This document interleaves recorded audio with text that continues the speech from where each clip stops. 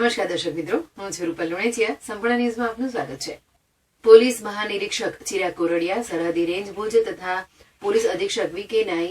નાઈ પાટણ તથા નાયબ પોલીસ અધિક્ષક ડી.ડી. ચૌધરી રાધનપુર વિભાગનાઓને જુગાર પ્રોહિબિશનના કેસો શોધી કાઢવા સૂચના કરેલ હોય, જેથી પોલીસ ઇન્સ્પેક્ટર એન.જે. શાહ હારીજના સીધા માર્ગદર્શન હેઠળ હારીજ પોલીસ સ્ટાફના માણસો પ્રોહિબિશન જુગાર લગત વિસ્તારમાં પેટ્રોલિંગમાં હતા. તે દરમિયાન ખાનગી હકીકત મળેલ કે હારીજ ગાયત્રીનગર સોસાયટી શિશુ મંદિર પાસે અહેમદભાઈ બચુભાઈના રહેણાંક મકાનની બાજુમાં આવેલ ખુલ્લી જગ્યામાં કેટલાક માણસો ભેગા મળી પોતાના અંગત આર્થિક ફાયદા સારું ગેરકાયદેસર પૈસા તથા ગંજીપાનાનો તીનપત્તીનો હાર જીતનો જુગાર રમાડે છે. જે હકીકતના આધારે પંચો સાથે જુગાર અંગે રેડ કરતા ત્રણેય ઇસમોને રોકડ રકમ ₹12,400 તથા ગંજીપાના તેમ મળીને કુલ ₹12,400ના મુદ્દામાલ સાથે પકડી પાડી જુગારધારા કલમ 12 તથા BNS કલમ 112(2) મુજબની કાર્યવાહી કરી આગળની વધુ તપાસ હાથ ધરેલ છે.